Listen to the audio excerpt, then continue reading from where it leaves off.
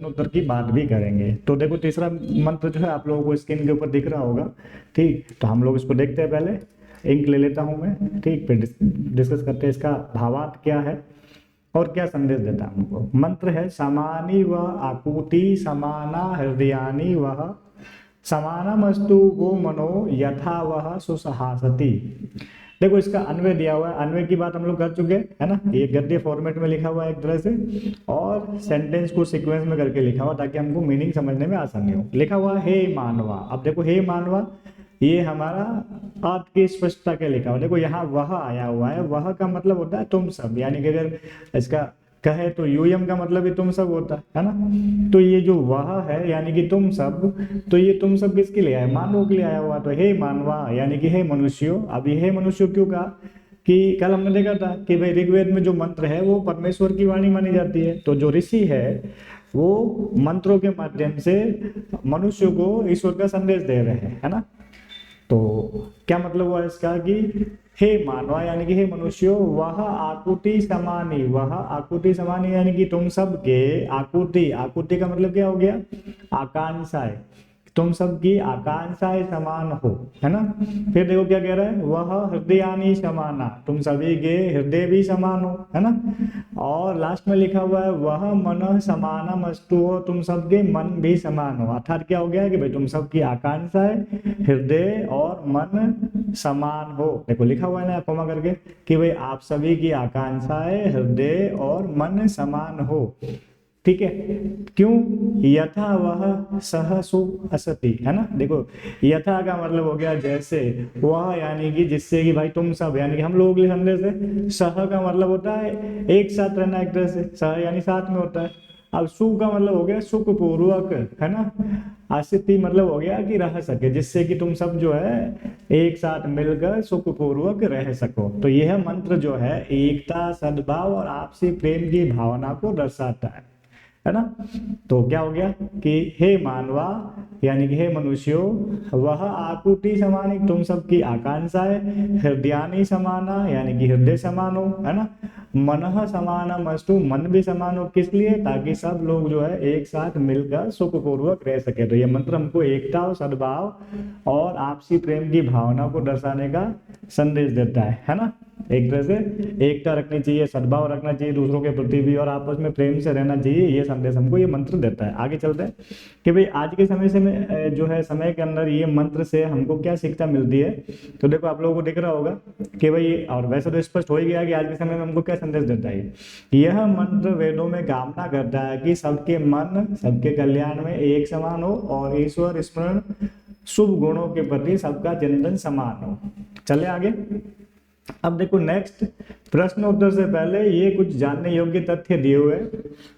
ठीक, अब देखो क्या लिखा है, सामान्यतः गम धातु परस्मैपदी अस्ति, यदा सम उपसर्ग इति उपसर्ग युक्त गम धातु भवति तदा तस्य आत्मनेपदी रूपाणि भवन्ति। क्या देखो जनरली तो क्या होता है कि गम धातु परस्मैपदी में प्रयोग होता है ना। आप लोगों ने आज तक परस्मैपदी का प्रयोग ही किया है क्लासों के अंदर, छोटी क्लास से देखे तो, है ना।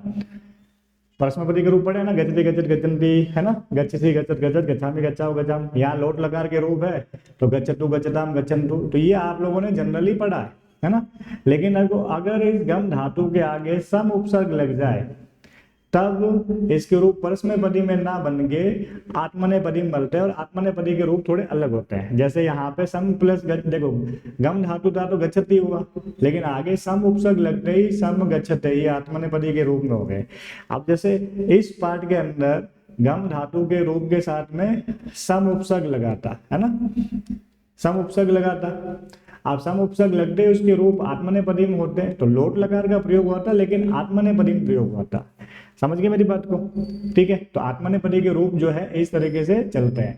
ठीक, जैसे ये समगच्छ ध्वम लिखा हुआ है तो ये मध्यम पुरुष का बहुवचन है, इसीलिए मैं तुम लोगों को जब इसका अनुवाद कर रहा था तो बता रहा था कि तुम सब। अब तुम सब मतलब यूयम, और यूयम भी मध्यम पुरुष का बहुवचन होता है। त्वम युवाम यूयम, है कि नहीं। अगर कर्ता की टेबल की बात की जाए तो यूयम जो है मध्यम पुरुष के बहुवचन के कर्ता में आता है। तो समगच्छ ध्वम जो है मध्यम पुरुष के बहुवचन की क्रिया है, इसीलिए जब हम लोग अनुवाद कर रहे थे तो तुम सब शब्द का प्रयोग बार बार कर रहे थे हम लोग। क्यों? क्योंकि यहाँ पे आत्मनेपदी का रूप का प्रयोग किया गया है, साथ ही में मध्यम पुरुष का बहुवचन का प्रयोग किया गया है। ठीक, अच्छा लकार, अब देखो ये चीज ध्यान रखना कि भाई जो चीज नहीं है थोड़ा उसको जानो, है ना। कभी आपको थोड़ा याद भी कर लोगे तो अच्छा रहेगा। आपको अगर कहा जाए कि लकार परिवर्तन करना है तो आपको लकार परिवर्तन करने के लिए दोनों चीजें याद होगी तभी परिवर्तन कर पाओगे। जनरली तो ये होता है, जनरली आप लोगों के लिए परस्मैपदी के रूप के सवाल ही आते हैं, है ना। लेकिन कभी इसका भी आया तो एक बार पढ़ लेना ताकि आपको एक आइडिया रहे, सवाल कैसा भी बने कोई दिक्कत ना हो। ठीक है, ये बोल सकता है परस्मैपदी को आत्मनेपदी में बदलो, तो इस टाइप के सवाल बन सकते हैं। ठीक, बाकी परस्मैपदी से परस्मैपदी में बदलना वो ज्यादा मुश्किल काम नहीं, आगे एक सवाल भी आएगा उसके ऊपर चर्चा उस सवाल के अंदर और करेंगे। चलते हैं आगे। अब देखो पहला प्रश्न दिया हुआ है आप लोगों का कि भाई संज्ञान सुक्तम सस्वरम पठत स्मरत लिखत च, यानी कि जो संज्ञान सूक्त है उसको आपको अच्छे से पढ़ना है, स्मरण करना है और लिखना भी है ना। कुछ नहीं है इसमें, तो आपको तीन श्लोक है, 3 मंत्र है, उनको अच्छे से पढ़ना है, लिखना भी है और याद भी करना है, कर सकते हो आराम से। आप देखो आगे वाले प्रश्न को देखो क्या लिखा हुआ है, अधोलिखिता नाम प्रश्ना नाम उत्तराणी पूर्ण वाक्येन लिखत। पूरी लाइन में उत्तर लिखना, पूरे वाक्य में उत्तर लिखना। क्या लिखा हुआ है, सर्वेषां मनः कीदृशः भवेत्। तो अभी पढ़ा था ये तो कि सभी के मन कैसे हो, तो कीदृश है तो भाई समान, है ना। तो समान को क्या कहेंगे, समानम। ठीक है, मतलब कीदृश की जगह समानम लिखना, पूरी लाइन एज इट इज। मैं एक पूरा लिख के बता देता हूँ कैसे लिखोगे पूरी लाइन में, पूर्ण वाक्य में। लिखा हुआ है ना, सर्वेषां मनः समानम भवेत्, ये हो गया पूरी लाइन में आपका, सर्वेषां मनः समानम भवेत्। और जब पूरी लाइन अपना उत्तर पूरा हो गया तो ये पूर्ण विराम का चिन्ह लगाना है। ठीक है, मतलब सेंटेंस हमारा कंप्लीट हो गया। अब देखो आगे क्या कह रहा है आप लोगों को, प्रश्न कह रहा है ये जो समगच ध्वम और समवदध्वम इत्यस्य कः अभिप्राय, इन दोनों का अर्थ क्या होता है। तो ये तो हमने पाठ में देखा, ये पूरा का पूरा पाठ इनके ऊपर था ना, बताया था। तो पहले सबसे पहले लिख लो समगच्छध्वम समवदध्वम, दोनों को बल चाहो तो अलग अलग लिख सकते हो। ठीक है, ऐसे भी लिख सकते हो जैसे मैं लिख रहा हूं, और आप चाहो तो थोड़ा अलग तरीके से भी लिख सकते हो। जैसे आप पहले मैं ये लिख लेता हूं समगच्छध्वम,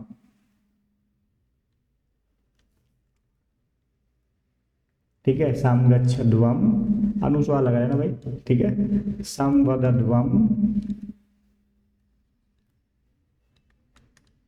ये तो प्रश्न में है ही, समवदध्वम। यहां तक का प्रश्न पूरा लिखना है, इसका को छोड़ के। बात समझ रहे हो मेरी? ठीक है, मैं थोड़ा आगे लिख लेता हूं, एत्यस्य अभिप्रायः, इत्यस्य अभिप्रायः यत्। ठीक है, तो पहले समगच्छध्वम का लिख लेंगे, मिलित्वा कार्यं कुर्वन्तु, मिलित्वा कार्यं कुर्वन्तु। संदेश तो ये है ना कि भाई सभी मिलके चलो, का मतलब क्या हो गया, सभी लोग मिलके कार्य करो। मिलित्वा कार्यं कुर्वन्तु, ठीक है, पहली चीज तो ये हो गई। फिर कोमा, अब दूसरे का बता दो, समवदध्वम, यानी कि एक स्वर में बोलो। तो एक स्वर में बोलने का मतलब क्या हो गया, परस्परम सहयोगेन वदन्तु, है ना। चाहो तो आप वो भी लिख सकते हो, परस्परम एक स्वरेन वदन्तु, है ना। तो यहाँ पे एक स्वर होने का मतलब एक दूसरे का सहयोग करने की बात कर रहा है, परस्परम सहयोगेन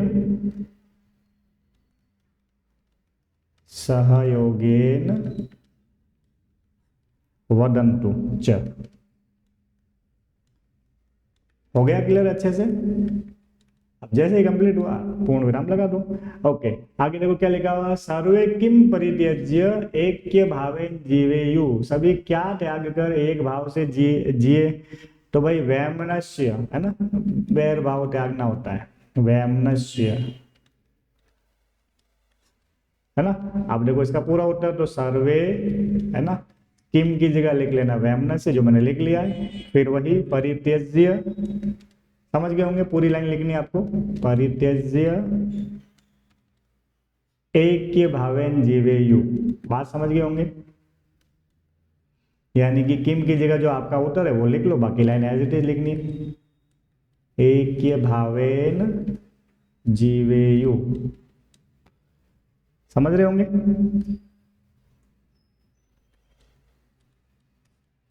ओके, अब देखो लिखा हुआ लास्ट में अस्मिन पाठे का प्रेरणा, तो इस का की जगह जो जो प्रेरणा मिलती है वो लिख लो। तो अस्मिन पाठे हमको पूरी लाइन लिखनी है, मैं पूरा लाइन लिख रहा हूँ, ठीक है। आप समझ गए होंगे, जो मेन उत्तर है वो लिखना है, बाकी पूरा प्रश्न में से है ही। अस्मिन पाठे अब क्या क्या प्रेरणाएं मिलती है भाई, एक तो एकता की मिलती है, तो एकता लिख लो, एक तो एकता हो गया। ओके, दूसरा क्या है, सहयोग, तो सहयोग,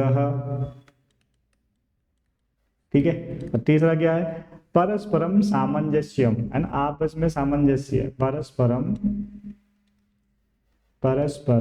सामंजस्यम,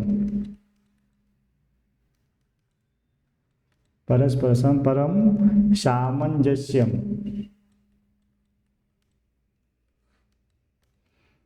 च, है ना, कोमा करके दो तीन शब्द होते तो लास्ट वाला के पीछे च लगा दो। इति प्रेरणा अस्ति, है ना, यानी कि ये प्रेरणा है, इस पाठ के अंदर प्रेरणा अस्ति।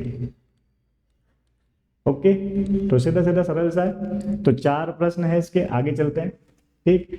यानी कि पूर्ण वाक्य उत्तर में 4 प्रश्न थे। अब बात करते हैं प्रश्न निर्माण की। तो प्रश्न निर्माण का विस्तृत जो है डिस्कशन मैंने एक प्रश्न निर्माण संबंधी 3-4 वीडियो कर रखे हैं, जिसमें आप पूरा प्रश्न निर्माण सीख सकते हैं। अब वो अलग इसलिए बनाया क्योंकि प्रश्न निर्माण संबंधी आपके 5 नंबर का प्रश्न जब तक आप संस्कृत पढ़ रहे हैं तब तक आता ही है, 6 to 10 के बीच में आता ही आता है ना। तो इसलिए आप अच्छे से सीख लो प्रश्न निर्माण। उसके लिए मैंने प्रश्न निर्माण संबंधी जो है अलग से 3-4 वीडियो बना रखे हैं, तो आप जो है प्लेलिस्ट में जाके प्रश्न निर्माण संबंधी वीडियोस देख के अच्छे से सीख सकते हैं, ठीक है।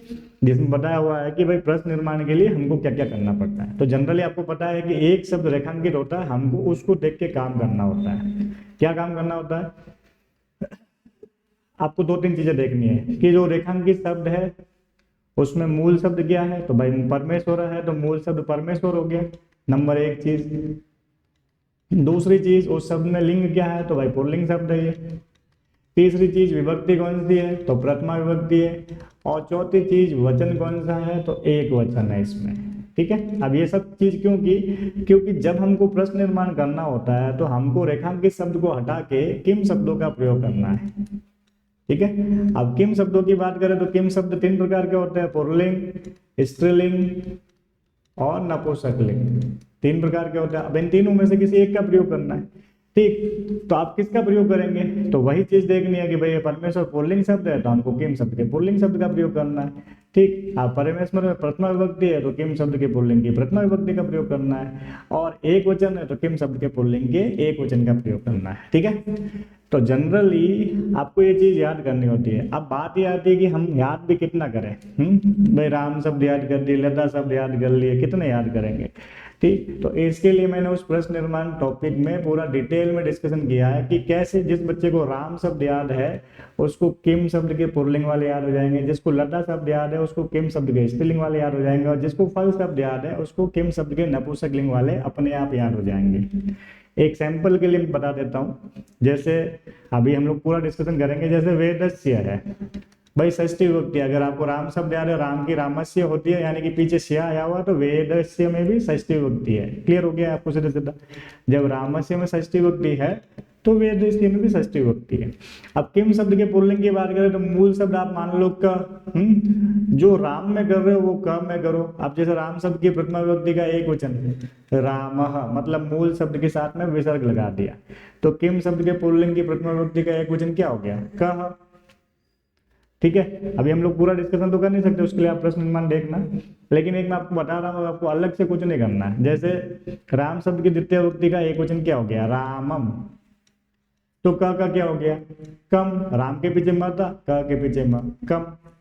रामान होता है द्वितीय विभक्ति का बहुवचन, क्या किया हमने, आ की मात्रा और न हलंत लगाया, तो किम शब्द की द्वितीय विभक्ति का पुल्लिंग का बहुवचन क्या हो गया, कान।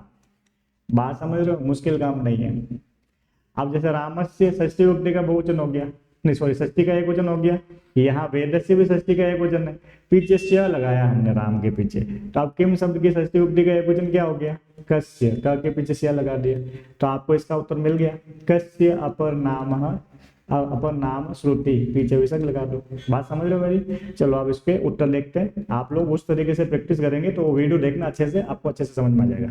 अभी फिलहाल के लिए इसके उत्तर में बता देता हूँ। लिखा हुआ है परमेश्वर सर्वत्र व्याप्त अस्ति, तो परमेश्वर की जगह लिख लो कह सर्वत्र व्याप्त अस्ति। ओके, क्योंकि प्रश्न बना रहे हो तो लास्ट में प्रश्नवाचक चिन्ह लगाना है। ओके, वयम ईश्वरम नमामः, तो आप देखो ईश्वरम में द्वितीय विभक्ति है ना, रामम ईश्वरम द्वितीय विभक्ति है, तो आपका कम हो जाएगा, है ना, तो वयम ईश्वरम नमामः, सॉरी प्रश्न बनाना था, ईश्वरम की जगह कम करना, सॉरी यार प्रश्न बनाना है, वयम कम नमामः और लास्ट में प्रश्नवाचक चिन्ह लगा देना, ठीक है। वयम ऐक्य भावेन जीवामः, तो वयम कथम जीवामः, वापिस लिख लेता हूँ, अनुस्वार आएगा इसमें, वयम कथम जीवामः, ठीक है। अब थोड़ा एक चीज और बता देता हूँ, देखो यहाँ वयम का म हलंत था और मैंने अनुस्वार किया, यहाँ पे क्यों किया ऐसा वो भी ध्यान रखना। जब किसी शब्द का अंतिम वर्ण हलंत हो तब कभी कभी अनुस्वार हो जाता है और कभी कभी म हलंत रहता है। अनुस्वार कब करना है, जब आगे व्यंजन शब्द हो, यानी कि उस शब्द के, यानी कि जहां म हलंत आ रहा है उसके आगे वाला शब्द जो है उसका प्रथम वर्ण अगर व्यंजन हो तो अनुस्वार करना, और अगर स्वर हो तो म हलंत करना। देखो यहाँ पे भी वयम का म हलंत है क्योंकि ईश्वर का ई स्वर है, यहाँ पे भी वयम का म हलंत है क्योंकि एक के भावेन का ए जो है स्वर है, लेकिन यहाँ देखो अहम का म हलंत नहीं किया हमने, है ना, अहम का म हलंत नहीं है इसमें। क्यों नहीं है, क्योंकि आगे समाजाय लिखा हुआ है, उसका स जो है व्यंजन है। बात समझ गए? तो जिस शब्द के अंतिम वर्ण म हलंत आता हो, जिस शब्द के अंत में म हलंत वर्ण आता हो, तो सेंटेंस में जब प्रयोग करते हैं उसका, तो उस शब्द के आगे आने वाले शब्द का प्रथम वर्ण अगर स्वर है तो म हलंत रहेगा, और अगर व्यंजन है तो अनुस्वार करना उसकी जगह, ठीक है। ये चीज ध्यान रखना, सेंटेंस में प्रयोग करते समय ये चेंज होता है, ठीक। आगे देखो क्या लिखा हुआ है, ईश्वरस्य प्रार्थनया शांति ही प्राप्यते। अभी डिस्कशन के दौरान मैंने बताया था ना, रामस्य, ठीक है, स्य आने पर षष्ठी विभक्ति होती है और षष्ठी का एक वचन। और अभी मैंने बताया था किम शब्द में मूल शब्द क मानते हैं पुल्लिंग में। अब देखो राम के पीछे स्य लगाया तो क के पीछे स्य लगाओ, क्या बन गया, कस्य। अब देखो आपको एक साथ तो दो प्रश्नों के उत्तर मिल गए दोनों के, क्योंकि इसमें भी षष्ठी विभक्ति है, इसमें भी षष्ठी विभक्ति है। कितना आसान है, अगर आप ढंग से सीख लो तो कुछ भी रट के जाने की जरूरत नहीं है, ठीक। क्या बन गया, कस्य प्रार्थनया, कस्य प्रार्थनया शांति ही प्राप्यते, ठीक है, प्राप्यते। वैसे सेंटेंस वहां लिखा हुआ है, लास्ट में प्रश्नवाचक चिन्ह, आप लोगों को समझ में आ रहा होगा, ठीक है। रेखांकित पद की जगह किम शब्द का प्रयोग कर रहे हैं, अहम समाजाय श्रमम करोमि। देखो फटाफट लिख लेते हैं, अहम समाजाय में चतुर्थी विभक्ति आए, जब चतुर्थी विभक्ति आए तब दो काम कर सकते हो। नंबर एक चीज, किम शब्द की चतुर्थी विभक्ति लिख लो, जो मैं लिख रहा हूं, कस्मै, ओके। और या फिर आप जो है किमर्थम शब्द का प्रयोग भी कर सकते हो, ठीक है। किमर्थम मैं अनुस्वार लगा रहा हूं, श्रमम करोमि, और लास्ट में प्रश्नवाचक चिन्ह, ठीक। किमर्थम का मतलब होता है क्यों या किस लिए, ठीक है, इसलिए किमर्थम भी लगा सकते हो, और चाहो तो आप चतुर्थी विभक्ति जो है किम शब्द की उसका भी प्रयोग कर सकते हो, दोनों कर सकते हो, ठीक है। दोनों तरीके से आपका सही है। क्लियर हो गई बात? तो प्रश्न निर्माण कोई मुश्किल काम नहीं है, थोड़ा सा आप जो है मेहनत करोगे किस चीज के ऊपर, एक तो बेसिक चीजें राम शब्द वगैरह लता शब्द वगैरह याद करो, और फिर जो है आप किम शब्द बनाना सीख जाओगे। प्रैक्टिकली आप देखो, जाके वो वीडियोस देखना, आपको समझ में आ जाएगा कि भाई एक शब्द रूप जो होता है सर्वनाम शब्द में 21 शब्द होते हैं। देखो जो नाउन वाले होते हैं ना, नाम वाले, उसमें तो 24 होते हैं, लेकिन सर्वनाम शब्द होते हैं उसमें 21 होते हैं। उस 21 में से केवल आपको 2-3 शब्द याद करने हैं, बाकी सारे आप लोगों को राम शब्द याद किया है तो बनाना आ जाएगा अपने आप किम शब्द। तो देखना अच्छे से प्रश्न निर्माण वाला वीडियो, 5 नंबर कवर हो जाएंगे आप लोगों के, है ना, आराम से।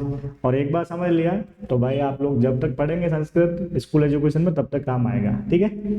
ओके, आगे देखो क्या लिखा हुआ, अयम पाठः ऋग्वेदात् संकलितः, है ना। अब देखो इसमें भी 2 काम कर सकते हो। एक नंबर चीज, ऋग्वेदात में पंचविभक्ति है तो किम शब्द का पंचविभक्ति का प्रयोग कर लो, तो मैं वो करता हूं। देखो अयम पाठः कस्मात्, ये हो गई आपके किम शब्द की पंचविभक्ति। और दूसरा कर सकते हो, कुतः शब्द का प्रयोग भी कर सकते हो, है ना। कहां से लिया गया है, कहने का मतलब कहां से संकलित है, तो कुतः मतलब कहां से होता है, तो कुतः भी लगा सकते हो, ठीक। और कस्मात् भी लगा सकते हो, संकलितः, ठीक। अब सेंटेंस खत्म हो रहा है, क्योंकि प्रश्न बना रहे हो तो लास्ट में प्रश्नवाचक चिन्ह लगाओगे। जगह नहीं थी, मैंने नीचे लगा लिया। ओके, ये तो आप समझ गए होंगे। ये वाला समझ में आया तो ये वाला अपने आप हो गया। यहाँ पे भी कस्य आया तो यहाँ पे भी क्या आ जाएगा, कस्य। अपरम नाम श्रुति ही। ओके, फिर लास्ट में प्रश्नवाचक चिन्ह। अब देखो प्रश्न निर्माण में हमको जरूरी नहीं है कि सेंटेंस का अनुवाद आए, अगर सेंटेंस का अनुवाद नहीं भी आ रहा फिर भी आप प्रश्न निर्माण कर सकते हो। क्यों? क्योंकि हमको तो रेखांकित पद से मतलब है, समझ गए। आगे देखो लिखा हुआ वेदेषु, है ना। तो आप देखो मंत्रा वेदेषु भवन्ति, मंत्र वेदों में होते हैं, है ना। तो कहाँ होते हैं, वेदों में होते हैं। तो यहाँ पे वेदेषु की जगह कुत्र का प्रयोग कर लेंगे, मंत्राः कुत्र भवन्ति, ठीक है। और लास्ट में प्रश्नवाचक चिन्ह लगाएंगे। अब ध्यान दो, आप लोगों ने देखा होगा कि भाई मैंने यहाँ एक जगह कुतः भी प्रयोग कर लिया, यहाँ पे कुत्र भी प्रयोग कर लिया। तो जब ये अब जैसे सप्तमी विभक्ति थी तो किम शब्द की सप्तमी विभक्ति का प्रयोग ना करके मैंने कुत्र का प्रयोग किया। तो जब आप प्रश्न निर्माण देखेंगे तो वहाँ ये सब चीज डिस्कस की हुई है, कहाँ पे कुत्र लगाना है, ठीक है, और कहाँ पे ये जो किम शब्दों के शब्दों का प्रयोग करना है। तो उसमें आपको 2 टाइप के प्रश्न निर्माण बनते हैं, एक तो सप्त ककारों का प्रयोग करके प्रश्न बनाना और एक किम शब्दों का प्रयोग करके बनाना। तो दोनों चीजें देखोगे तो आपको प्रश्न निर्माण टॉपिक पूरा क्लियर हो जाएगा, ठीक। तो ये प्रश्न निर्माण था, हो गया आराम से। चलते हैं आगे। अब देखो आगे जो लिखा हुआ है वो भी सवाल एकदम सरल है, उसमें कुछ नहीं करना आप लोगों को। ये जो श्लोक है इस पाठ के अंदर, यानी कि मंत्र के दो चाहे श्लोक के दो, तो इनको आपको खाली जगह में भरना है, यानी कि सही जगह पे सही शब्द को भरना है, ठीक है। तो अगर आप लोगों ने तीनों मंत्र देखे हैं तो आप लोग आराम से कर सकते हो, ठीक है। कौन से थे मंत्र? जैसे लिखा हुआ है समगच्छध्वम, तो आगे आ जाएगा समवदध्वम। मैं इंक ले लेता हूं, रुकिए, ठीक है। क्या आ जाएगा? समवदध्वम। फिर समवो, फिर आ जाएगा मनांसि, ओके। फिर देखो देवा, तो देवा भागम, ठीक है। यथा पूर्वे, देवा भागवम यथा पूर्वे संजनाना, है ना, ये आया हुआ संजनाना। अच्छा, मैंने शुरू में क्या बोला था कि भाई 3 मंत्र करने का, याद करने का फायदा क्या है। आप इस टाइप के सवाल आराम से कर सकते हो, एग्जाम में आएंगे ना सवाल, तो ये वाला फिल इन ब्लैंक वाला आराम से करते हो। जो श्लोक होते हैं उससे 2-3 टाइप के सवाल बनता है। नंबर 1 पढ़ के उत्तर देना, नंबर 2 इस टाइप का, नंबर 3 श्लोकों का मिलान करने वाला। तो अगर आपने एक बात, जैसे 3 तो मंत्र है जो आपके पहले टेस्ट में आना ही है, ये बात तो भाई 3 मंत्र, तीनों को याद कर लो, आपका काम हो गया। अब सवाल चाहे 1 नंबर का हो चाहे 5 नंबर का, आप कर लेंगे। दूसरे वाला देखो समानो मंत्र, फिर आ जाएगा समिति ही, समानो मंत्र समिति ही, समानी समानम मनः सह चित्त एषाम, है ना। हर जगह में आ जाएगा अगले वाले में समानम मंत्रम अभिमंत्रे समानेन वो हविषा जुहोमि, है ना। अब जो आ गए हैं उनको काट लो, है ना। समिति भी आ चुका है, भागम आ चुका है, मनह आ चुका है, ये भी आ चुका है, समानम आ चुका है, हविषा आ चुका है, ठीक है, मनन से भी आ चुका है। अब अपने पास कितने शब्द है, 1 2 3 और 4, तो लास्ट वाले में आ जाएंगे, ठीक है। क्या है, समानम व आकुति, आकुति ही, एक और कट गया, ठीक है। फिर देखो दूसरे में क्या आएगा, समाना, समाना हृदय आने आया था,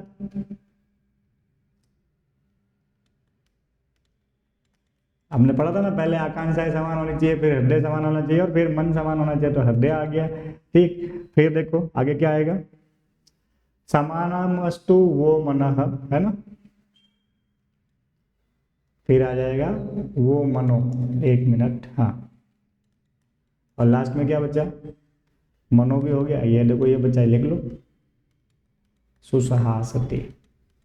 तो बहुत इजी सवाल है ये, क्यों, क्योंकि आपको अगर 3 मंत्र याद है तो ये सवाल भले एग्जाम में 2 नंबर का हो चाहे 4 नंबर का हो, आराम से कर सकते हैं, ठीक है। चले आगे अब, ओके। अगला प्रश्न देखते हैं। अगला प्रश्न सरल है, मिलान करना है। अगर आपको शब्दार्थ याद है और अगर आपने उस तीनों मंत्रों का थोड़ा बहुत मीनिंग अच्छे से समझ में आ गया आप लोगों को, तो ये सवाल आराम से कर सकते हो, ठीक। जैसे कि आया हुआ है समगच्छ ध्वम, है ना। अभी हमने एक सवाल भी डिस्कस किया था, ऐसा कैसा, समगच्छ ध्वम का मतलब क्या हो गया, वही मिलकर चलो। तो कौन से शब्द का आता है मिलकर चलना, मिलित्वा चलता। समवदध्वम का मतलब क्या हो गया, वही एक स्वर में बोलो, तो एक स्वरेण वदत, ठीक। आप देखो गम धातु है, तो गम धातु के हिसाब से यहाँ पे चल आ गया, तो चल मतलब चलना, है ना। और यहाँ वध धातु आ गया, तो वैसे भी आपको याद आ जाएगा, कहने का मतलब मेरा ये।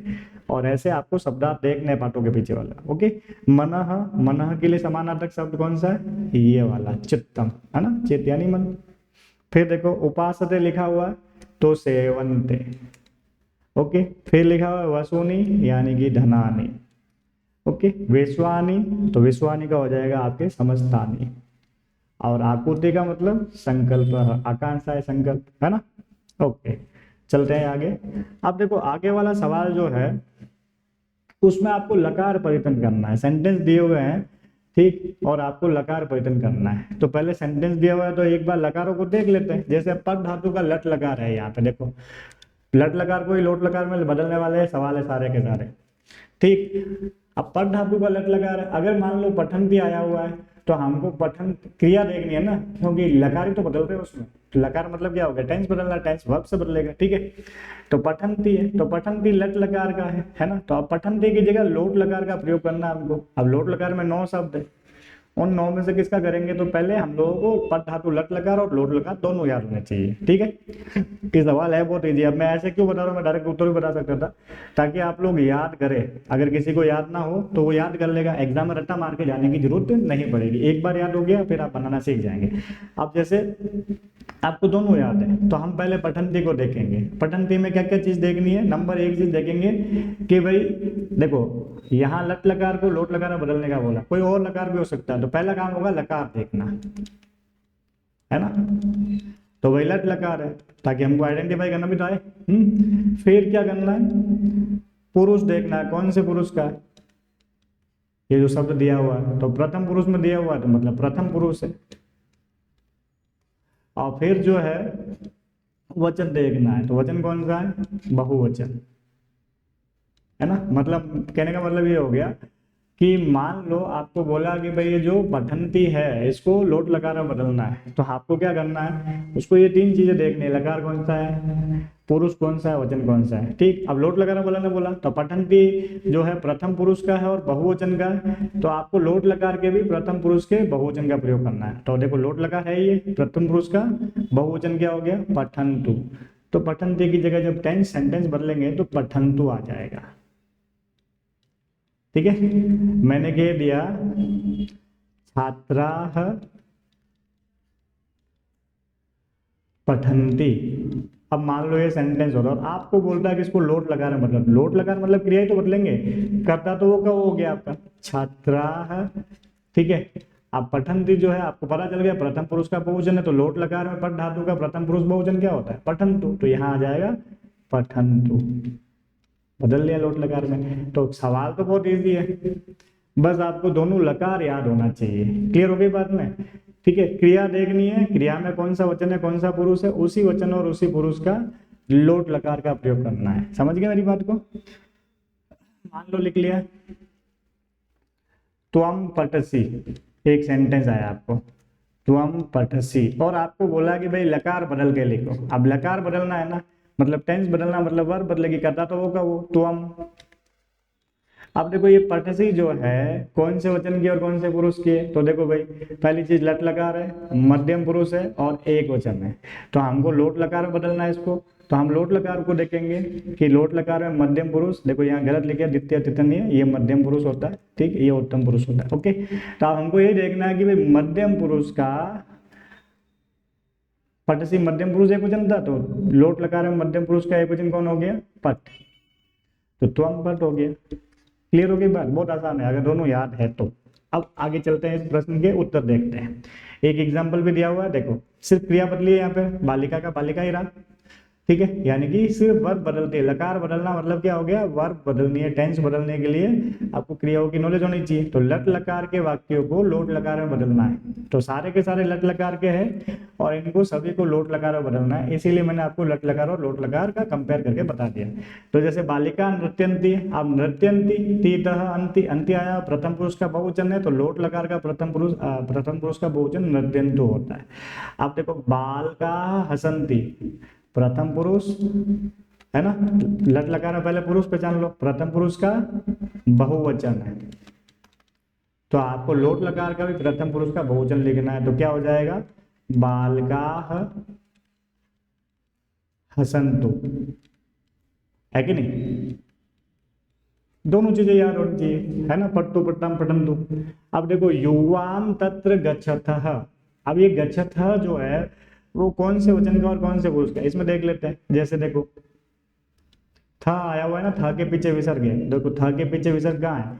मध्यम पुरुष के द्विवचन में, तो मध्यम पुरुष का द्विवचन है ये, जो आपका जो आगे सवाल हमने पढ़ा था, ये मध्यम पुरुष का द्विवचन है गच्छतः। अब इसको मध्यम पुरुष के जो है लोट लकार के मध्यम पुरुष के द्विवचन बदलना है, तो लोट लकार ये रहा आपका, मध्यम पुरुष का द्विवचन कौन है?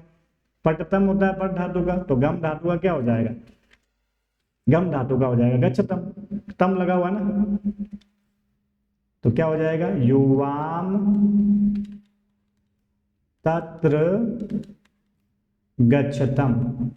बात समझ रहे हो? कंपेयर किस लिए किया है? ताकि आप लोग समझ जाए कि इसको बिना देखे कैसे करना है, ठीक है।